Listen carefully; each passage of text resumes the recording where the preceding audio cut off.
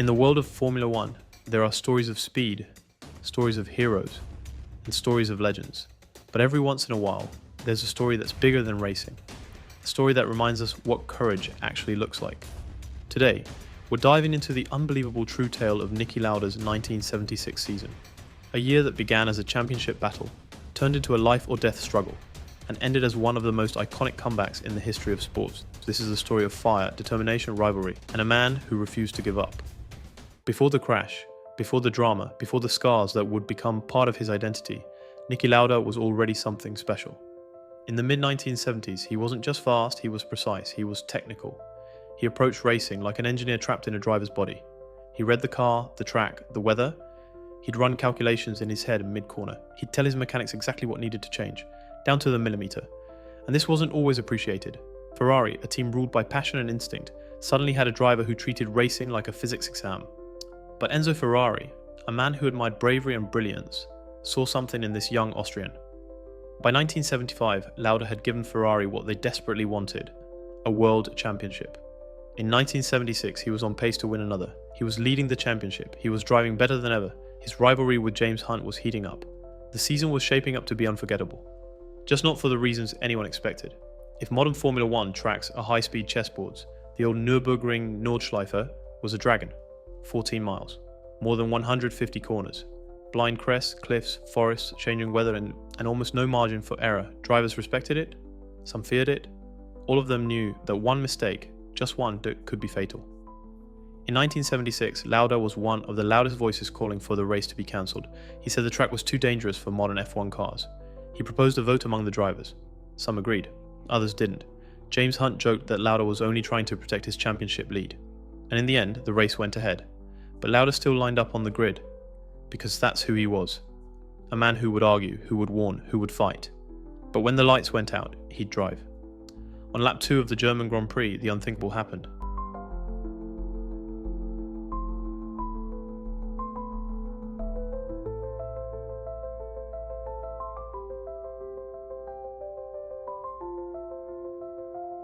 Lauda's Ferrari suffered a suspension failure. The car snapped to the right. It hit the embankment, bounced back onto the track, and exploded into flames. He was trapped. His helmet came off. A nightmare scenario for any driver. The fire was engulfing the cockpit, and the fuel just kept burning. But then something extraordinary happened. Drivers, his competitors, stopped their own cars and ran toward the fire. Brett Langer, Guy Edwards, Arturo Massario, Harold Ertl. They didn't hesitate. They didn't think. They just acted. Massario reached into the burning wreckage, releasing Lauda's seatbelts and pulling him out. Lauda was alive, but barely. He had second and third degree burns to his head and face. He had inhaled toxic fumes. His lungs were severely damaged. He was taken to the hospital, slipping in and out of consciousness. And as the world watched, it didn't look like he would survive the night. What followed were days of uncertainty. Doctors weren't optimistic. Lauda had severe internal damage.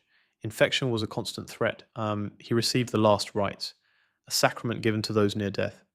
But Niki Lauda had never been someone who did what people expected.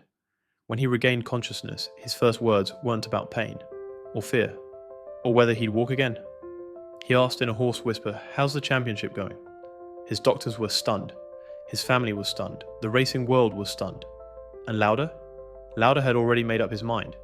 If he lived, he would drive again. Now let's be clear, recovering from burns like this takes months, sometimes years. Some injuries never fully heal. But Niki Lauda didn't care. His determination became legendary within the hospital. He forced himself through painful breathing exercises. He pushed his body. He ignored the agony, because Formula One was waiting. And James Hunt was gaining points every weekend Lauda was gone. Incredibly, after just 6 weeks, 42 days, Lauda left the hospital and arrived at the Italian Grand Prix at Monza. The paddock froze, his face was still bandaged, his burns were still fresh.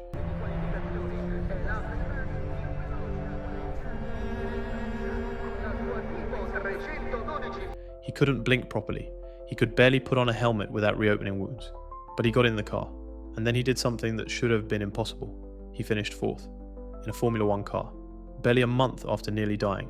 Fans cheered, mechanics cried, even rival drivers bowed their heads in respect. It wasn't just a comeback, it was a miracle. The championship battle between Lauda and Hunt became one of the most dramatic in F1 history. Visibility was near zero, cars were aquaplaning before they even reached full speed.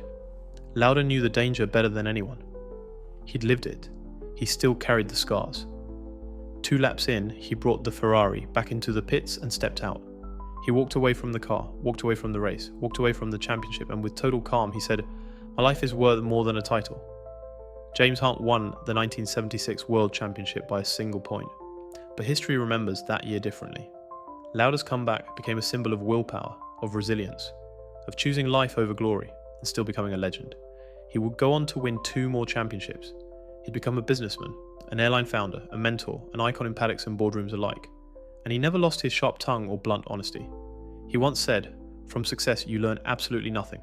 From failure and setbacks, conclusions can be drawn." Today, Lauda's story isn't just a racing story, it's a human story. One about courage, conviction, and the strength to keep going even when everything seems impossible. So the next time you watch Formula One and you see drivers pushing the limits, remember the man who redefined those limits forever. Niki Lauda, champion, survivor, legend.